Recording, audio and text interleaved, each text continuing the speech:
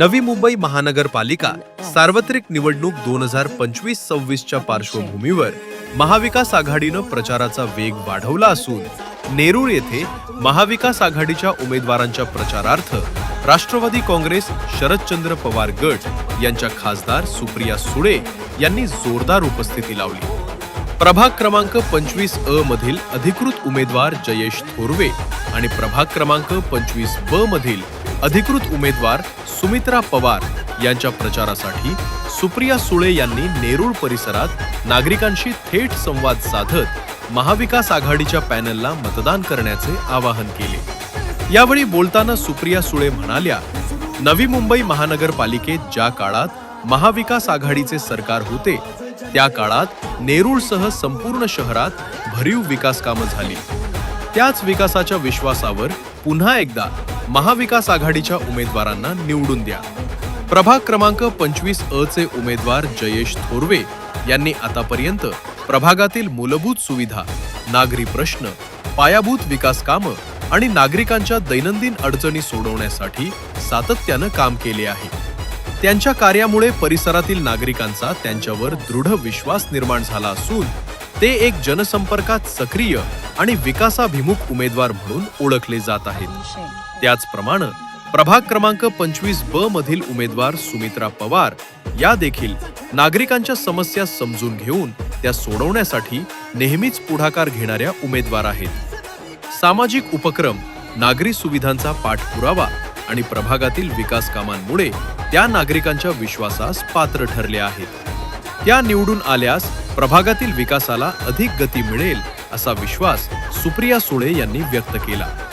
सुप्रिया सुळे यांनी जयेश थोरवे आणि सुमित्रा पवार या दोघांच्या आतापर्यंतच्या कार्याची प्रत्यक्ष भेट देऊन पाहणी केली असून त्यांच्या कामाबद्दल समाधान व्यक्त करत दोघेही विकासाची कामं अधिक वेगानं पूर्ण करतील असा विश्वास त्यांनी नागरिकांना दिला। यावेळी राष्ट्रवादी काँग्रेस शरदचंद्र पवार गटचे जिल्हाध्यक्ष मंगेश आमले हे देखील उपस्थित होते। त्यांच्या उपस्थितीमुळे कार्यकर्त्यांमध्ये उत्साह संचारला। महाविकास आघाडीचे पदाधिकारी, कार्यकर्ते तसेच मोठ्या संख्येनं स्थानिक नागरिक यावेळी उपस्थित होते। खासदार सुप्रिया सुळे यांच्या उपस्थितीमुळे जयेश थोरवे आणि सुमित्रा पवार यांच्या प्रचाराला मोठे बळ मिळाले असून नेरूळ परिसरात महाविकास आघाडीच्या बाजूनं सकारात्मक वातावरण निर्माण झाल्याचे चित्र पाहायला मिळत आहे। मी इथे सीबीडी मध्ये राष्ट्रवादी काँग्रेस आणि काँग्रेसच्या काळातली कामं ही लोकांपर्यंत पोहोचवायला आलोय आणि या भागात झालेला भ्रष्टाचार याचा आम्ही जाहीर निषेध करतो। या भागात अतिशय उत्तम 3 महिलांचा प्रचार करण्यासाठी मी इथे आलेले। रामकृष्ण हरी, वाजवा तुतारी। एक तर पाणी, कचरा, वीज हे महत्वाचे मुद्दे आणि आव्हान आहेत। हे प्रश्न आम्ही सत्तेत असतानाही सोडवलेत आणि यावेळीच ही निवडून आल्यानंतर हे मूलभूत प्रश्न सोडवण्यासाठीच आणि या भागातल्या लोकांची सेवा करण्यासाठीच आम्ही मतं मागतो। आता इलेक्शनचा माहोल चाललाय, लोकांची सेवा करण्यासाठी आणि या भागाचा विकास करण्यासाठी पिंपरी चिंचवड आणि पुण्यात आम्ही एकत्र काम करतो। इथे आम्ही महाविकास आघाडी म्हणून ताकदीने लढतोय।